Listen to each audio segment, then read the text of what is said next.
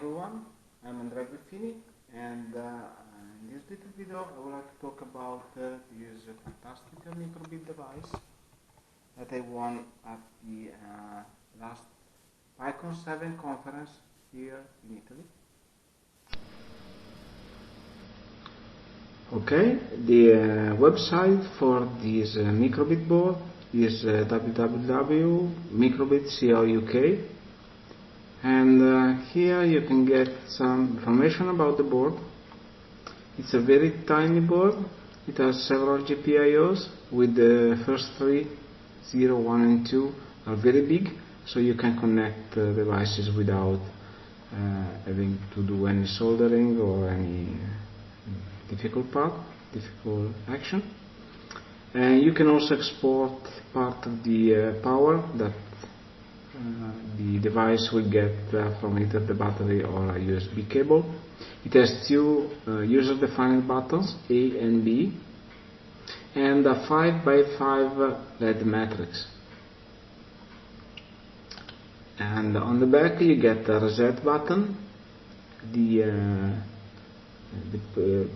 a couple of pins where you can put a 3-volt power supply to the board, or a micro USB connector, so you can use that for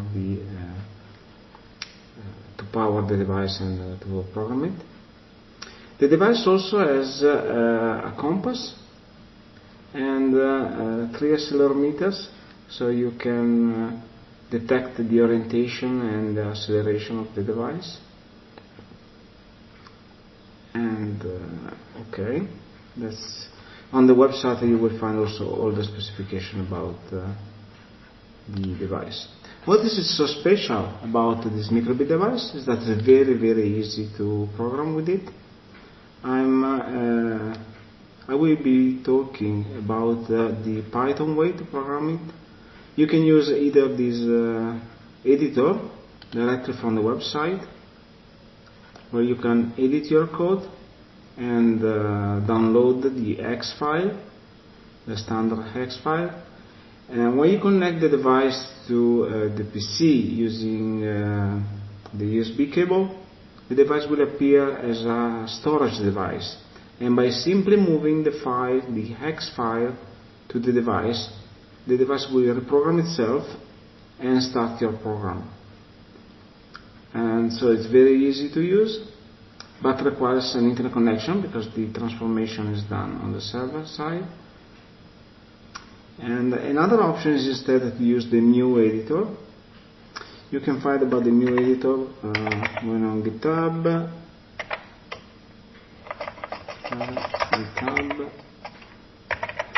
and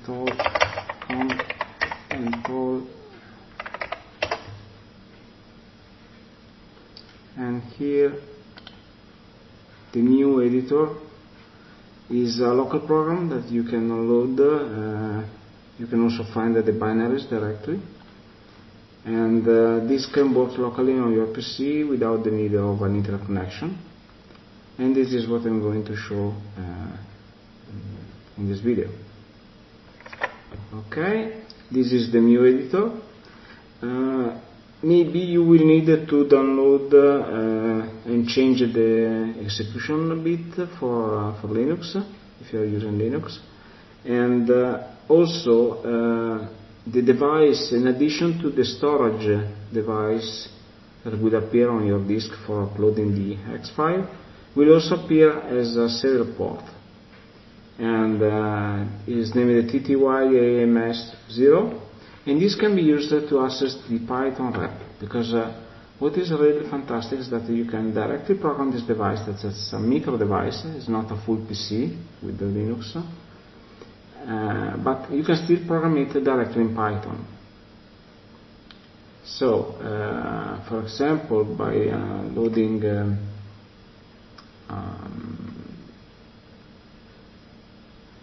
the new editor, you can also start the interactive prompt in which you can play with the device. For example, we're setting display dot set pixel to 9. I'm turning on the central pixel for the 5 by 5 matrix to the maximum intensity. So let's show some more complex code. In this code I'm using a countdown. I'm implementing a countdown that will start from 9, going down to 0, and then start showing a spiral. This is similar to the code I used to win the device at the PyCon conference in Italy, but in Florence last week.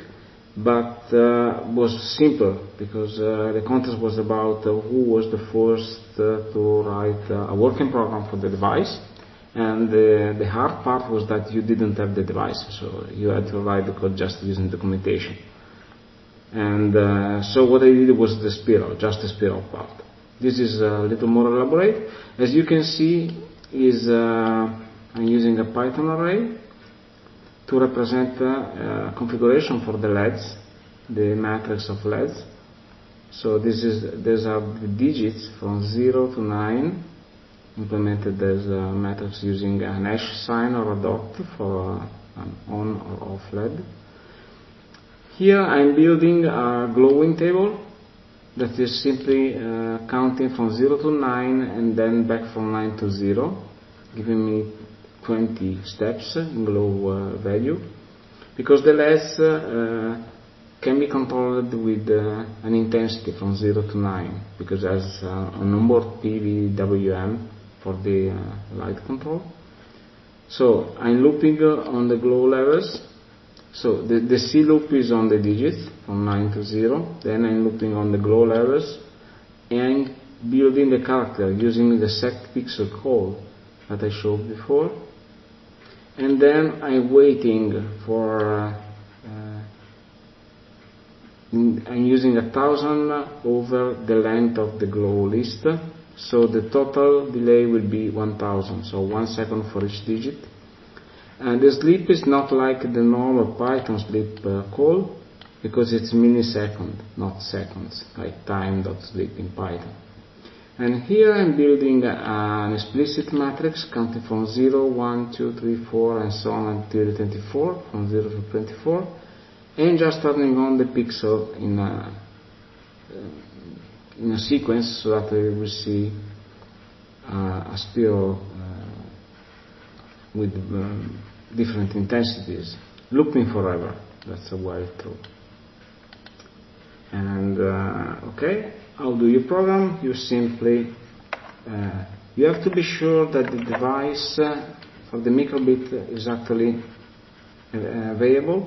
On my machine, every time I flash the code, the device resets itself. So just be sure that the device is visible to the system, and then press flash button. You will see that the board will start uploading. That's the blinking light, and when finished, will automatically start the program. So as you see here, you can see counting 6, 5, 4, each one lasting 1 second, 0, and then our spiral.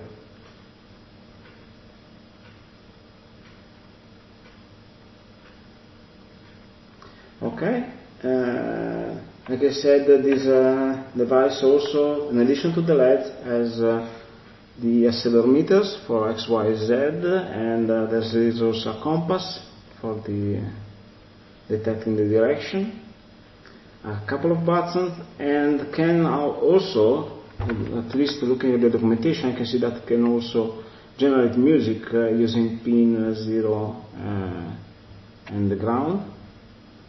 I didn't test that part yet, and I think that's a really cool device to learn to program, because the Python languages is much easier than, say, the Arduino C++,